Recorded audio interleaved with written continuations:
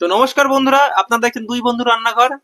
তো আজকে আপনাদের রান্নাঘরের যেই রাঁধুনি সে অসুস্থ, কিন্তু আমাদের রান্না থামিয়ে রাখলে হবে না। আমরা আপনাদেরকে প্রমিস করেছিলাম যে আমরা প্রতিদিন নতুন নতুন খাবারের স্বাদ ও কি করে তৈরি করে সেটা আপনাদের দেখাবো। তো আমি আজকে আপনাদের শেফ অর্ণব। তো আজ আমরা তৈরি করব থোরের পকোড়া। উপকরণ হিসেবে প্রথমেই লাগবে থোর, এটা কলার থোর। তারপরে লাগবে কর্নফ্লাওয়ার, কিছু পরিমাণ চালের গুঁড়ো,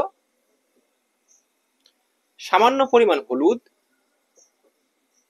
সামান্য পরিমাণ লঙ্কার গুঁড়ো, স্বাদ অনুসারে লবণ এবং কিছু ভাজা মশলা, যেগুলো আমরা আগে থেকেই ব্লেন্ড করে নিয়েছি।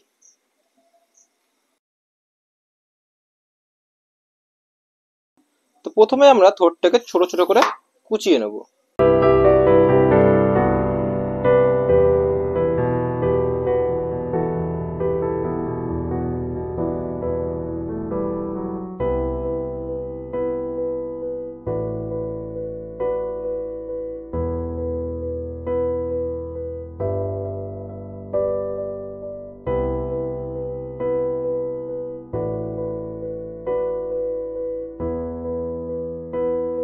এর মধ্যে এবার আমরা সামান্য পরিমাণ লবণ দিয়ে ভালো করে চটকে নেব, যাতে সমস্ত কষ বের হয়ে যায়।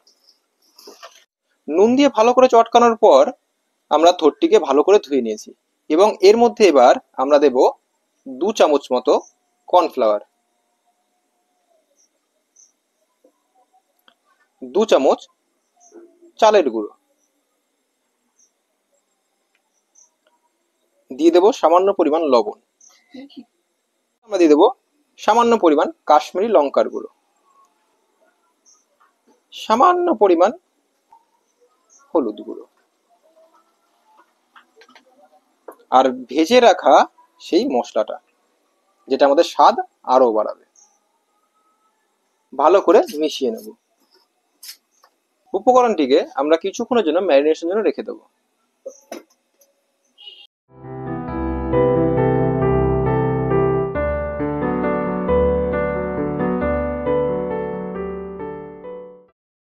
আমাদের তেল গরম হয়ে গেছে। ম্যারিনেশন করে রাখার পর আমরা পকোড়ার জন্য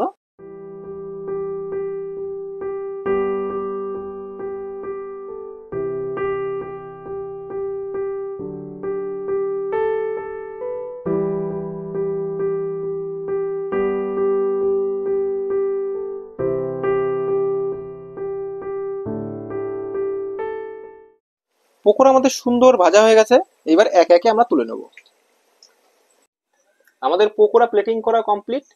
এবার আপনারা একটা করে পকোড়া নিন, একটু সসে ডুব করে মুখে নিয়ে নিন।